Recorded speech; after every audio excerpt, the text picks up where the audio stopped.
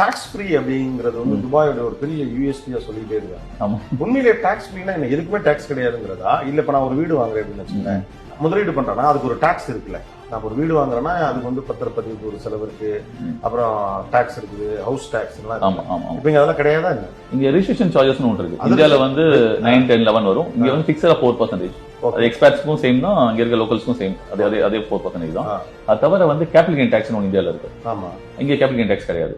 Capital gain டாக்ஸ்னா நான் வந்து ஒரு ஒரு சொத்தை விக்கிறதுல எனக்கு என்ன லாபம் கிடைச்சதோ ஆமா அதுக்கு கவர்மெண்ட் வரி கட்டணும். ஆமா அதுக்கு தேவை இல்லைன்னா ஏதாவது கவர்மெண்ட் பாண்டுல இல்லைன்னா இதுல போட்டனா அதை ஹோல்ட் பண்ணனா அதுக்கு டாக்ஸ் கிடையாது. ஆமா ஆமா ஆமா. அது இங்க கிடையாது. இங்க கிடையாது. ஆனா வீடு வாங்கி இப்ப நான் ஒரு வீடு வச்சிருக்கேன்னா ஹவுஸ் டாக்ஸ் ஒன்னு இருக்குதானே? இல்ல அதுவும் கிடையாது. அதுவும் கிடையாது. ரெண்டல் டாக்ஸும் கிடையாது. ப்ராப்பர்ட்டி டாக்ஸும் கிடையாது. பட் இந்த மாதிரி டாக்ஸேஷனே இல்லாம இது உலக நாடுகளே வந்து இயக்கக்கூடிய விஷயம் என்னன்னா துபாயில டாக்ஸ் கிடையாது.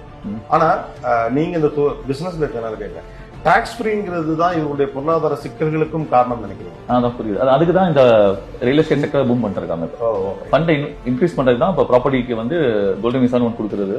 பிளஸ் லேண்டிங் வாங்கிக்கலாம். முன்னாடி லேண்டிங் அலோடு, லேண்ட் வாங்கி நம்ம வீடு கட்டிக்கலாம். ஆமா லேண்ட் அலோடு. இப்போ இந்த மாதிரி மார்க்கெட் ஓபன் ஆன பிறகு எந்த அளவுக்கு வெளிநாடுகள்ல இருந்து இங்க வந்து வாங்குறாங்க? உங்களுக்கு இந்தியாவை மட்டும் கிளைண்ட்ஸ் இருக்காங்களா? ஆல் ஓவர் தி வேர்ல்டு இருக்காங்க? வேர்ல்டு வைட் கிளைண்ட்ஸ் இருக்காங்க. அதுல மேஜரா வந்து நம்ம தமிழ் கிளைண்ட்.